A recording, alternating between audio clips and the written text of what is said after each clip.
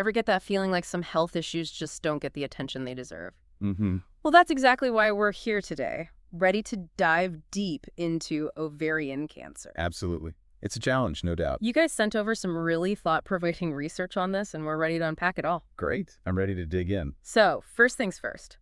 Ovarian cancer. For women in the UK, it's the 5th most common cancer. Did you know that? It's true. And the tricky part is it often flies under the radar until it's more advanced. Exactly, and that late diagnosis, that's what makes it so much tougher to treat. So let's start with the basics. What exactly are we talking about when we say ovarian cancer? Oh, right. So it's not as simple as one disease. It's more like an umbrella term. We're talking about cancers that start in the ovaries, but they can come from different types of cells within the ovaries. Okay, so we read about epithelial cells, germ cells, those sex cord stromal cells. Yeah, you've got it. Each of those cell types can actually develop into its own form of cancer, and each behaves a bit differently. Which obviously means different treatments, different outlooks. Exactly.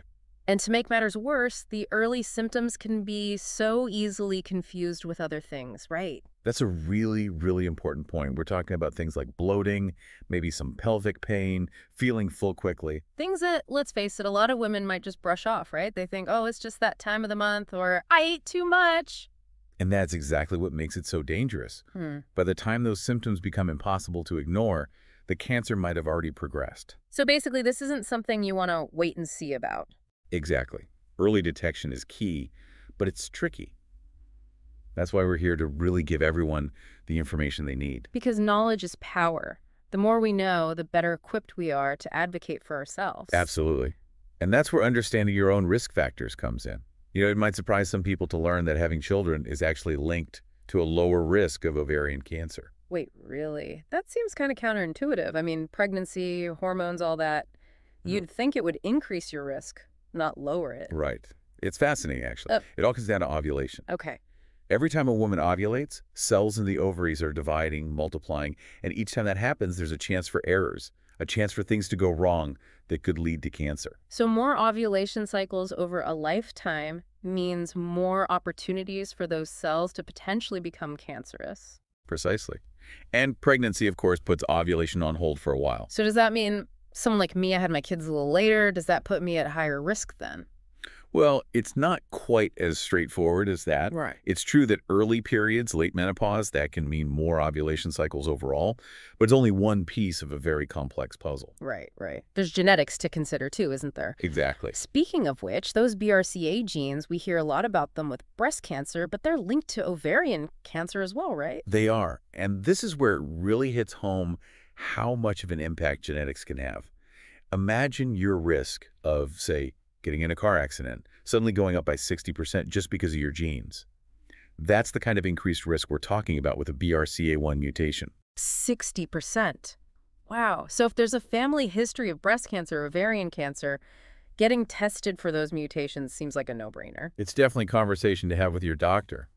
But it's important to remember that even though these mutations significantly increase a woman's risk, they only account for about 10% of ovarian cancer cases. So even if you don't have the BRCA mutation, it's not a free pass? Not at all. You still have to be aware of all the other risk factors. Those still come into play. Right. So it all comes back to knowing your own body, knowing your family history. Absolutely.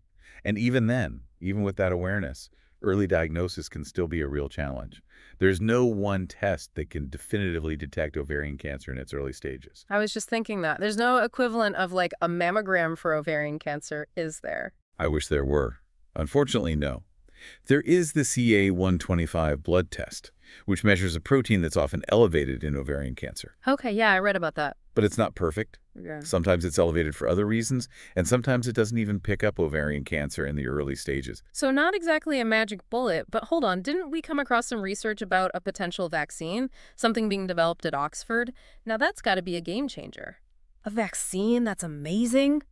Talk about a reason to be hopeful. It really is promising. But for right now, even with all the advances in research, treatment for ovarian cancer, it's still a pretty tough road, isn't it? It can be. We're usually talking about a multifaceted approach. Okay. Surgery is often the first step, the goal being to remove as much of the tumor as possible. That way, whatever treatments follow, like chemo, they'll be more effective. So it's like you're clearing the way for the main forces to move in. Exactly.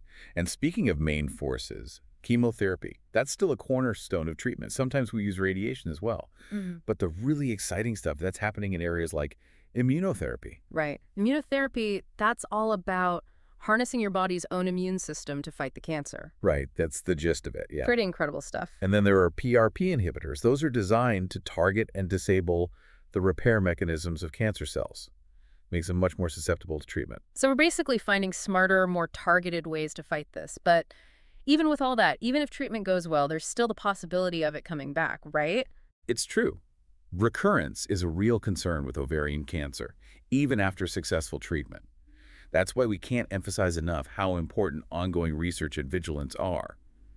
But it's not just about the medical stuff. We also need to think about life after treatment. Absolutely. Surviving cancer is one thing, but how do you thrive afterwards? Exactly. And that can mean a lot of things. Emotional well-being, relationships, sexual health. These are all things that can be impacted, and not just for the patient, but for their loved ones too. So it really needs to be a holistic approach, the care and support. You can't just stop at the medical side of things. I couldn't agree more. And that's where knowledge comes in, having those open and honest conversations with your healthcare providers throughout the entire journey. That's so important. So true. We've covered a lot of ground today, from those early symptoms that can be so easily missed, all the way to cutting-edge research that's happening right now. If you had to boil it all down to one key message for our listeners today, what would it be? Listen to your body. If something feels off, don't brush it off. Talk to your doctor. Know your family history. Understand your risk factors. You are your own best advocate. Absolutely. And remember, this is just the starting point. What you do with this information, that's what matters. Talk to your doctor, get the conversation going. Early detection, it makes all the difference. Thanks for joining us for this deep dive. Until next time, stay curious, stay informed, and take good care of yourselves.